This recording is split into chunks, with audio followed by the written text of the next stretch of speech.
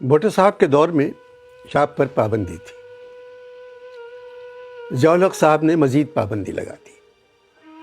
سعادت حسن منٹو کو میں نے خط میں ان حالات کی تفصیل لکھی۔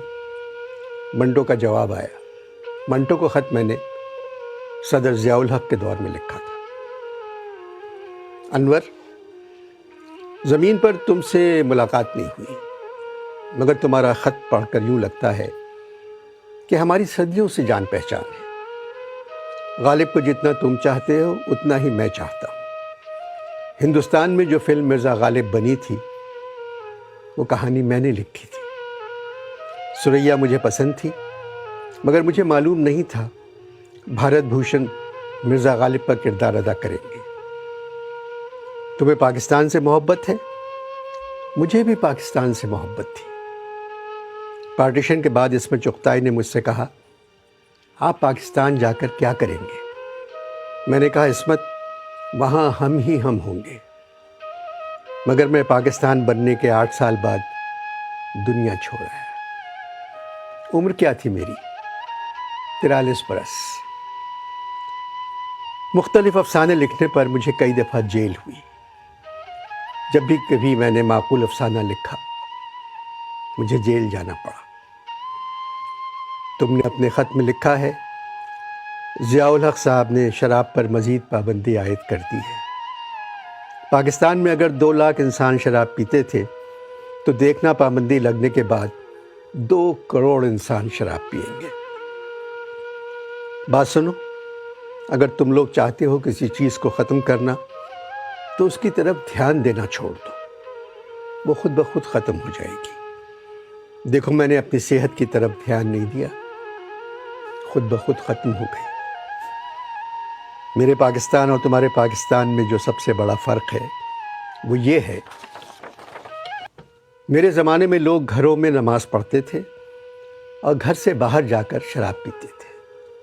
اب تمہارے پاکستان میں لوگ باہر جا کر نماز پڑھتے ہیں تاکہ دوسرے لوگ انہیں مسجد جاتا ہوا دیکھ لیں، اور شراب اپنے اپنے گھروں میں اپنے والدین اور بچوں کے سامنے پینے لگے۔ مجھ پر الزام تھا میں فحش لکھتا ہوں۔ تم بتاؤ، اس تہذیب پہ کپڑے کس طرح اتارتا جو پہلے سے ننگی تھی۔ میں معاشرے میں بکھری ہوئی غلاظت پر سفیدی کرنے کے بجائے غلاظت کو دیکھتا تھا اور لکھ دیتا تھا۔ ان لوگوں نے ایک محلے میں لوگوں کے جانے پر پابندی لگائی۔ نتیجہ کیا نکلا؟ وہ محلہ تو خالی ہو گیا، مگر لاہور میں بڑی بڑی سوسائٹیاں محلہ بن گئی۔ میں ہیرا منڈی جا کر عورتوں سے ان کی کہانیاں سنتا تھا، وہی کہانیاں میری تحریر بن جاتی تھی۔ میرا دوست صرف میرا قلم تھا، مرتے دم تک اس نے ساتھ نہیں چھوڑا۔ میں تم سے صرف اتنا کہنا چاہتا ہوں، اس معاشرے میں جو بھی بات تمہیں گھناؤنی نظر آئے اس کے بارے میں ضرور لکھنا۔ اور مجھے بہت سو نے بتایا ہے تم لکھتے بھی ہو اور منہ پر بھی کہہ دیتے ہو۔ انور، میں نے کبھی جھوٹ نہیں بولا۔ تمہارے یہاں کوئی سچ نہیں بولتا۔ طوائفوں سے میری دوستی صرف اس لیے تھی کہ وہ سچ بولتی تھی، جو کچھ ان پہ گزرتی تھی وہ بیان کر دیتی تھی۔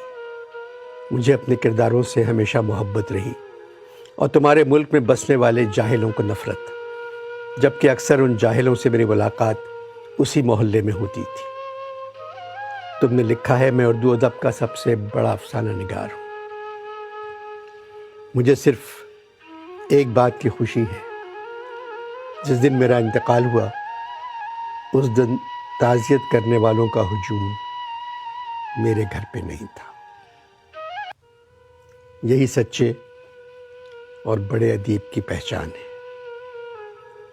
سچ پر مرنے والا تمہارا منٹو۔